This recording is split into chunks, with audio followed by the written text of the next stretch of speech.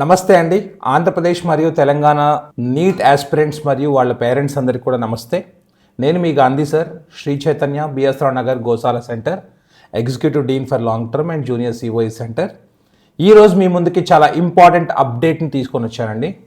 NTA నుంచి మనకు 5th జనవరి రోజు ఒక ఇంపార్టెంట్ నోటిఫికేషన్ రావడం జరిగింది. ఇది ఎందుకు ఇంపార్టెంట్ అనేది మీ అందరికీ తెలియాల్సిన అవకాశం ఉంది. రీజన్ ఏంటంటే ఎన్టీఏ వెరీ సూన్ మనకు నీట్ అప్లికేషన్ ఫామ్, అంటే ఏదైతే ఎగ్జామినేషన్ కోసం మనం అప్లై చేసుకోవాల్సినటువంటి అప్లికేషన్ ఫామ్ ఏదైతే ఉందో దానికి నోటిఫికేషన్ ఇవ్వడానికి ఇంకా ఎక్కువ టైం లేదండి. ఆ సమయానికి ముందే మనకు ఎన్టీఏ తరపున ఒక ఇంపార్టెంట్ నోటీస్ వచ్చిందండి. ఆ నోటీస్ ఏంటంటే ఆధార్ కార్డు కానివ్వండి, మన ఆధార్ కార్డు ఏదైతే ఉందో ఆధార్ కార్డ్ని అప్డేట్ చేసుకోమన్నారు.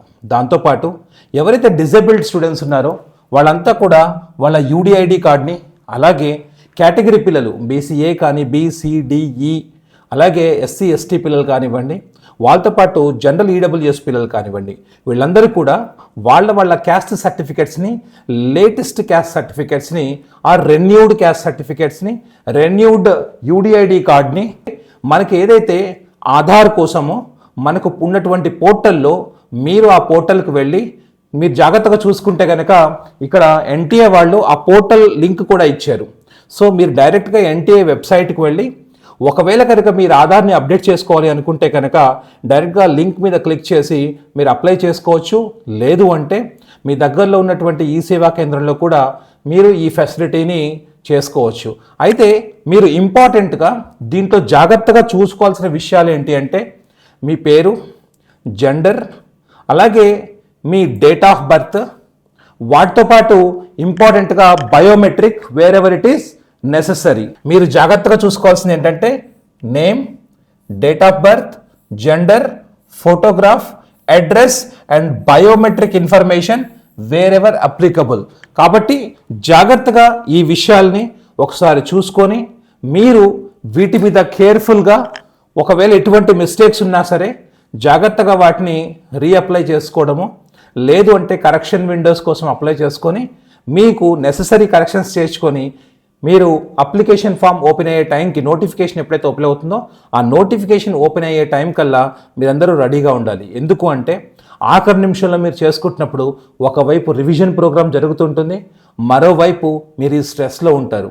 సో దీనివల్ల ఏమవుతుందంటే ఎక్కడో మీలో ఒక భయం రావడం వల్ల అమ్మో నేను ఇక్కడ చేసుకుంటాను లేదో అనే ఆ భయం వల్ల కొంత టైం అనేది మీ పిల్లలది కానివ్వండి మీది కానీ వేస్ట్ అయ్యే అవకాశం ఉంది. దాంతో పిల్లలు కాస్త కాన్ఫిడెన్స్ని కోల్పోవడం కానీ కాస్త డిమోటివేట్ కానీ అయ్యే అవకాశం ఉంది. కాబట్టి మీ అందరూ ముందే దీన్ని అబ్జర్వ్ చేసుకొని ముందు మీ అందరూ జాగ్రత్తగా చేసుకోవాలి. కాబట్టి దీని గురించి ఈ వీడియో చేసి మీ అందరికీ కూడా ముందుగానే అది హెచ్చరించడమో సజెషనో ఇవ్వాలనే కోరికతో ఈరోజు మీ ముందుకు రావడం జరిగింది. సో పేరెంట్స్ అందరూ గుర్తుపెట్టుకోవాల్సింది ఏంటంటే ఆధార్ కార్డ్ని అప్డేట్ చేయించుకోవడం చాలా ఇంపార్టెంట్. మీరు కానీ ఏదన్నా కరెక్షన్స్ ఉంటే ఆ కరెక్షన్స్ అన్నింటినీ జాగ్రత్తగా అప్డేట్ చేసుకోండి.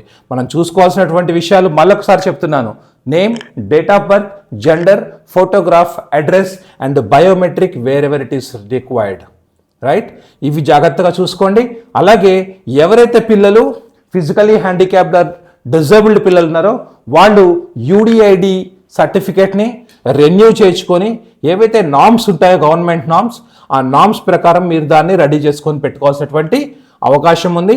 అలాగే క్యాస్ట్ సర్టిఫికేట్స్ కూడా ప్రతి పిల్లలు జనరల్ ఈడబ్ల్యూఎస్ కానివ్వండి, బీసీఏ బీసీడీఈ పిల్లలు కానివ్వండి, ఎస్సీ కానివ్వండి, ఎస్టీ కానివ్వండి, మైనారిటీ పిల్లలు కానివ్వండి, మీ క్యాస్ట్ సర్టిఫికేట్ని జాగ్రత్తగా రెన్యూ చేసుకొని రెడీ చేసుకొని లేటెస్ట్ కాపీస్ని రెడీ చేసి పెట్టుకోండి. This will help you.